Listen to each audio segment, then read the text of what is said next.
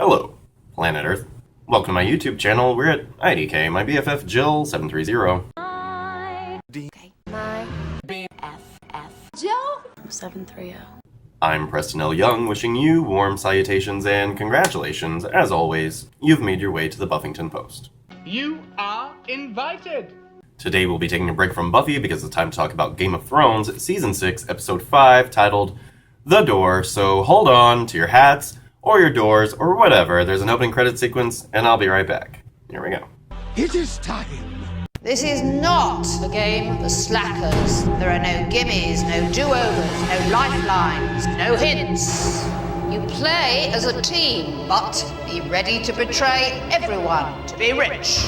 The weak of will, the unsteady, the ones who make excuses, all will leave with nothing. And if you fail, I will tell the whole world you are the weakest link. Goodbye. Alright, so yesterday, when I was making my opening credit sequence, I looked up the episode title and I was like, The Door? What fucking door? Well, the most important door in the whole damn show, apparently. Hodor. We have to start with Hodor. Hodor is super dead, and actually we should kind of backtrack. We should do a little flashback and talk about Jack Bender. I noticed at the top of the episode, it was directed by Jack Bender, who directed a lot of episodes of Lost. Now, by Lost rules, if we're going to call them that, whatever happened, happened, right? Like, whatever happened, happened. So if anybody is having, questions about, the circular nature of time travel, it's just that. Bran was always going to do to Hodor what he did to Hodor.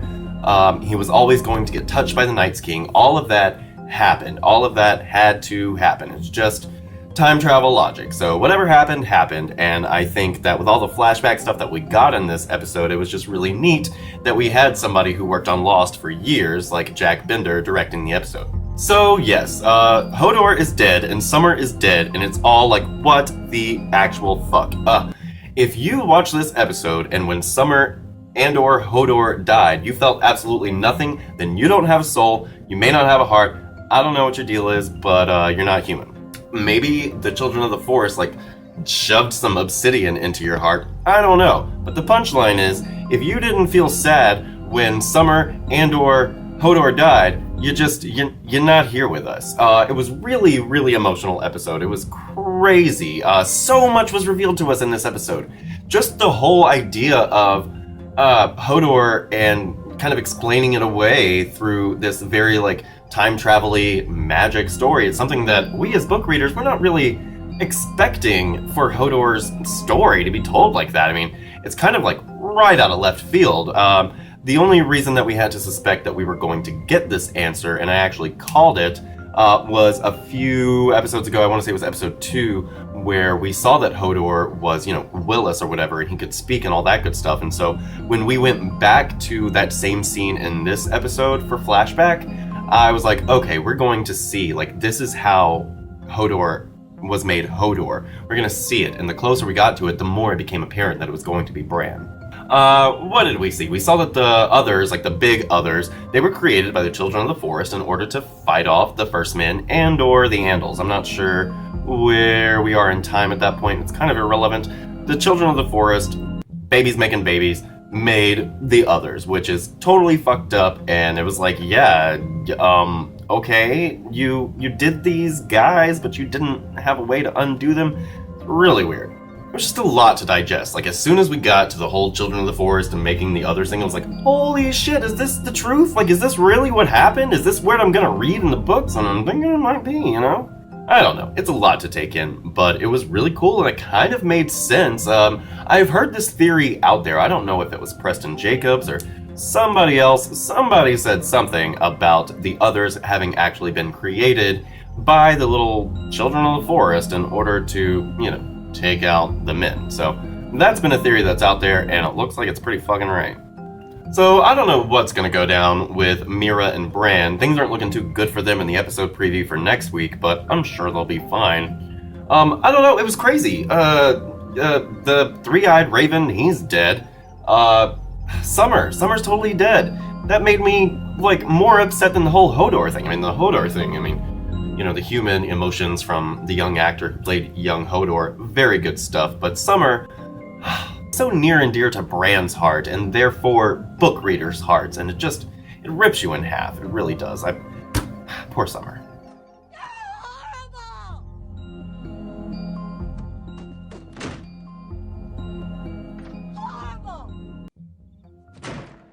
And poor Hodor, I mean, his whole life led up to this moment, and it's like, hold the fucking door, and yay, Bran got away. So, I don't know, my whole Bran is the Smith theory is really, coming together. It's kind of solidifying itself, so that's a thing. Arya, I liked Arya's scenes. I felt like we could have done without the whole Bowstaff stuff, but whatever, you get what you pay for, so...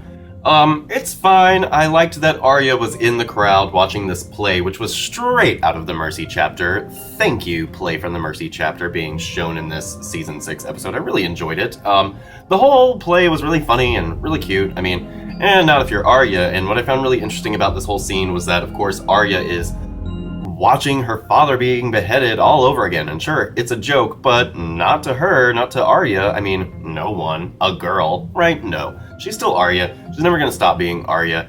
And I like what we've got going on here, and I like that she's been tasked with killing the actress who plays Cersei. She's kind of being a proxy for Cersei, right? And so I think that's really neat because, Cersei is on Arya's list, and this is kind of cheap, but valid substitution. And the conversation that she had with, not Jaqen or Jaqen, whatever, the not a kindly faced man, he was talking to her about the foundation of the House of Black and White and how they were slaves from Valyria, which is, straight out of the book, whatever. But, I have this little pet theory of mine that I stroke at night, that is that the House of Black and White, the faceless men, are the Iron Bank of Braavos. I think they're two sides of the same iron coin, if you catch the joke. I think that the Bank of Braavos accumulates, all this debt or whatever, and when debts aren't paid, they have the Faceless Men, or, something going on. I just think the House of Black and White and the Iron Bank are one and the same. That nigga gonna pay what he owe! But that's just me. Sansa, she went to go and talk to Peter. She was like, hey, you ain't got balls like I do, because I grew some when I went to go get raped where you dropped me off last. So everything here was good. I liked that Sansa was standing up for herself, and she had Brienne. She was like, I'll get her to kill you. Whatever. I don't believe what Peter said about Brendan the Blackfish being back in Riverrun. Doesn't mean it's not true, but at this point, I don't trust Peter as far as Sansa can throw him, so that's a thing. I liked that Brienne was very kind of straightforward at telling Sansa, hey, you shouldn't have lied to your brother about, Peter being the one to tell you this and all that good stuff. And so I don't really know why Sansa is not telling them about Peter, other than the fact that she knows that they would kill Peter. And I guess even though, she did get totally raped and tortured and all that fun, Peter kind of rescued her. I don't know. Sansa's not making a shit ton of sense in this episode, but I like her ball, so that's a thing. We get more Tormund trying to flirt with Brienne, and I like that Brienne, was so gung-ho about telling Sansa, we need to tell your brother the truth. If you're going to call him your brother and expect all of the lords in the north to stand behind you guys, you need to, stand together and have, a united front, girl. Duh. I don't know. You need to tell Jon the truth, because he's going to be the one, saving your life. She gave Brienne this whole spiel about how she trusts Jon, even if she can't trust Davos and Melisandre. But, if you're gonna trust Jon, trust him. Tell him, at least pull him aside and be like, hey, I saw Peter Baelish, the guy who totally got me raped and almost, killed. And I like that Jon and Davos had this, sit down, this powwow, and Davos had his points, Sansa had her points, Jon had his points, and basically they were all working together. I liked that. I liked that we have all of these characters together in a room.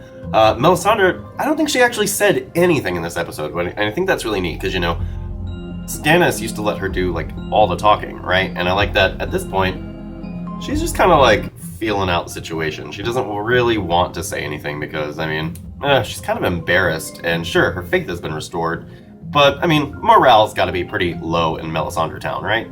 The Daenerys and Jorah scene, I'm bored, I'm over it. Whatever, go try and fix your grayscale. She was like, oh, I want you to come with me when I conquer the 7 kingdoms and all this fun, and I want you at my side. And I'm thinking, well, maybe that's foreshadowing that she's not going to take the 7 kingdoms because Jorah's totally gonna die.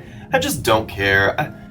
The biggest thing about this scene for me was like eyebrows. Daenerys, why are your eyebrows so fucking black? Somebody get this girl some white on her eyebrows. It's annoying the shit out of me.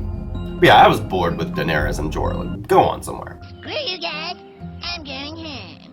The King's Moot, I was not expecting to like so much. I was worried about it because I knew they weren't going to do all the pomp and circumstance from the book that we have at the King's Moot, but you know, Yara, she came in, she was like, hey, I've got these things to say, and they're pretty good things to say, and then Theon was like, hey, I've got these good things to say about Yara, but then Euron comes along and he makes some really good points. Like, if I were one of the Ironborn, I would think, oh, yeah, those are really good points. You guys have been just running this place into the ground, and you don't even have any parts to make any heirs with, so, you know, he's like, I'll promise you a dragon queen, and I'm gonna be king of Westeros next to her. It's a pretty sweet deal, and it's a pretty solid plan as far as, you know, the Ironborn are concerned. The one thing that made me kind of second guess the books here is that Euron comes in and he presents them with this genuine plan, whereas in the book, he comes in and just shows up with all this gold and stuff, and it kind of makes the Ironborn look dumb. I mean, they're not the smartest people in the world. I mean, the whole Gallivant comment that Euron made, like, they're not the most well-educated folks in the world, but it just makes them look a little bit sillier and more stupid and just super piratey and nothing more in the book, because they're all like, ooh, shiny stuff, let's follow Euron, whereas here, he really gets to make a really good argument, and I appreciate that. But Yara's like, screw that, I'm gonna beat you to the punch, and I liked when she and Theon just took the whole fleet and skedaddled off to, presumably, Meereen to beat Euron to the punch of getting Daenerys and her dragons on her side. Things in Meereen, it was creepy. The whole, I can't remember her name right now. Kinvara, is that her name? I think it is. It was creepy, and I liked the scene, but there's not a whole lot to say other than Varys is looking really suspect because he didn't have a whole lot to say in the meeting last week with the slave masters of Yunkai and Astapor. And now he's just sitting pretty talking about, oh, well, look, we don't have any killings going on. And so he's looking very, like, Resnack and Green Gracie and all this good stuff. Like, he's looking like the head of the Harpy. And the interesting thing was that when Kinvara said, if you're a friend of the Queen, then you have nothing to worry about. And he kind of looked, So I'm thinking that Kinvara is going to be one who exposes Varys, but we'll find out. I think that's pretty much all for the episode. I really liked it. There were some parts that made me go, like the whole Dany thing, but aside from that, we got a lot of answers in this one. We got a lot of big reveals, a lot of big deaths. Hodor, Summer, rest in peace. Planet Earth, let me know what you thought of this episode in the comment section down below. I hope you're having a great 2016 so far. Have a great day today, and I'll see you next time. Bye. I chime in with a haven't you people ever heard of closing a goddamn door? No, it's much better to face these kinds of things with a sense of voice and rationality. I chime in, haven't you people ever heard of closing a goddamn door? No, it's much better to face these kinds of things with a sense of Hodor. Okay. My BFF. Joe? 730.